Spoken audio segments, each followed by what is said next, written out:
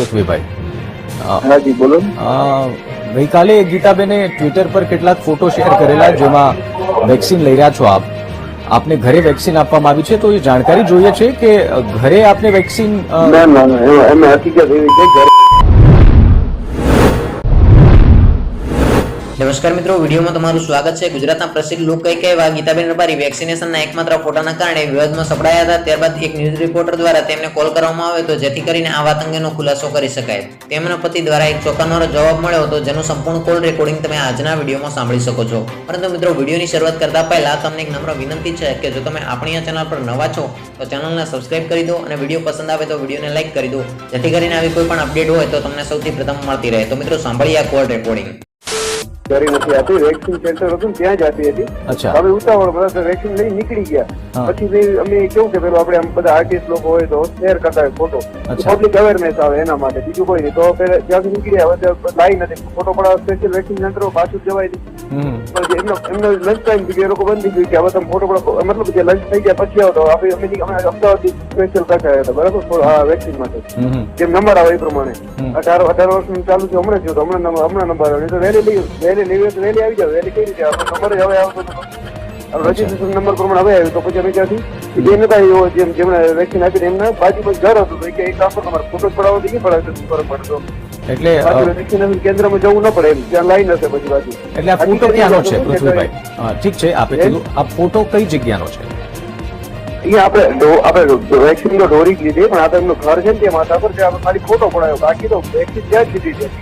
અચ્છા, એટલે ફોટો પડાવવા માટે, ઠીક છે, ફોટો પડાવવા માટે જે ફિમેલ હેલ્થ વર્કર છે એ આપના ઘરે આવ્યા હતા? અમારા ઘરે, અમે તો અમદાવાદ રહી જાય, કચ્છ નું છે અમારું ઘર, તો અહીંયાથી 70 કિલોમીટર દૂર થાય, અમારું ગામડું છે, અમે રહીએ અમદાવાદ, બરાબર. આ તો અહીંયા એટલા માટે કે અમે અહીંયા નીકળતા તો કે એક કામ કરો, તમારે ફોટો પડાવડે પાછું અહીંયા કેન્દ્રમાં જવાની જરૂર નથી, તમારે ફોટો પડાવી પડાવી દે. અચ્છા, એટલે હું એ જાણવા માંગુ છું પૃથ્વીભાઈ, આપની વાત સમજી ગયો હું કે સેલિબ્રિટી છે, લોકોને અવેરનેસ આવે એટલે આ શેર કરવું. મારો સવાલ પૃથ્વીભાઈ એ છે કે આ ફોટો આપના ઘરનો છે, બરોબર? ના, અમારા ઘરનો નથી, બીજા માણસ એમના ઘરનો. અમે તો રહી 70-80 કિલોમીટર દૂર છે. અચ્છા, આ હેલ્થ વર્કર એ બીજા વ્યક્તિના ઘરે માત્ર ફોટો પાડવા આવ્યા એટલે કે તમારે ખાલી ફોટો જ પડાવવો તો અહીંયા પડે, તો તમારે પાછું કે વેક્સિનેશન કેન્દ્રમાં જવા શું જરૂર? એક તો લંચ ટાઈમ હતો કે તમને ઉતારતો કે પડે, તમારે ખાલી ફોટો જ પડાવવો છે ને એમ, એ કઈ રીતના? જી જી, એટલે માત્ર ફિમેલ હેલ્થ વર્કર ફોટો આપને પાડી આપવા માટે એ બીજી વ્યક્તિના ઘરે આવ્યા હતા? જી જી જી જી, એટલે આપને ફિમેલ હેલ્થ વર્કર ફોટો પડાવવા માટે પણ આવી સુવિધા મળે છે, સારી વાત છે.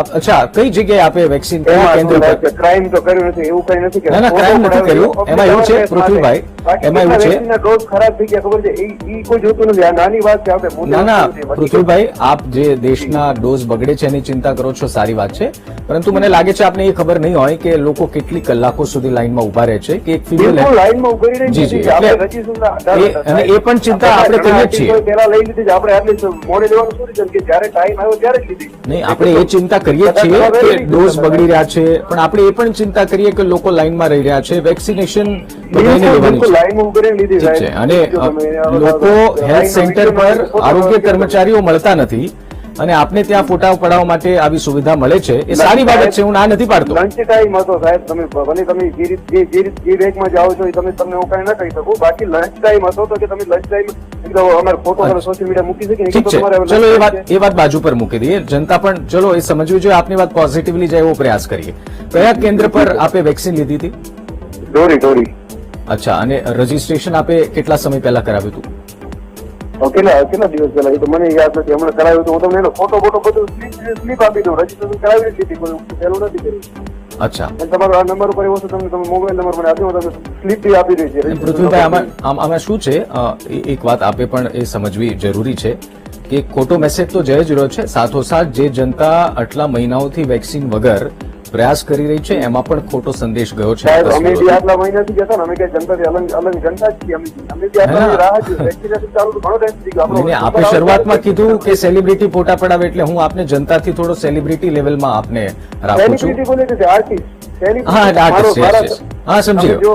એટલે આપને કોલ કરવાનો માત્ર આશય, આપને કોલ કરવાનો પૃથ્વીભાઈ આશય એટલો જ હતો કે આ જે સોશિયલ મીડિયા પર ફોટો આવ્યો, જનતામાં પણ સ્વાભાવિક રીતે એક સવાલ છે લોકોના મનમાં પણ સવાલ છે કે આવી સુવિધા મળે છે બિલકુલ થાય, સાચી વાત. એટલે તમને હકીકત છે જે કહું છું ને, હકીકત છે.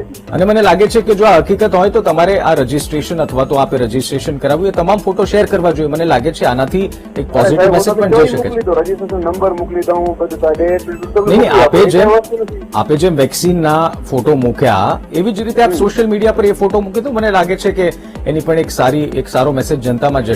શ્યોર મૂકી દો. અને સાહેબ કોઈ આર્ટિસ્ટ હું તમને ફોટો સોશિયલ મીડિયામાં શેર કરી આપું, તમને બી કદાચ પર્સનલ ક્યાંય મૂકવાનો હોય કે રીલ્સમાં તો બી હું તમને આપું કે જ્યાં રજીસ્ટ્રેશન નંબર છે આપ સોશિયલ મીડિયામાં મૂકશો. મને લાગે છે કે એનાથી કદાચ જો આપની જો વાત સાચી છે એટલે જનતા એને સ્વીકાર કરશે, મને એવું લાગે છે. no.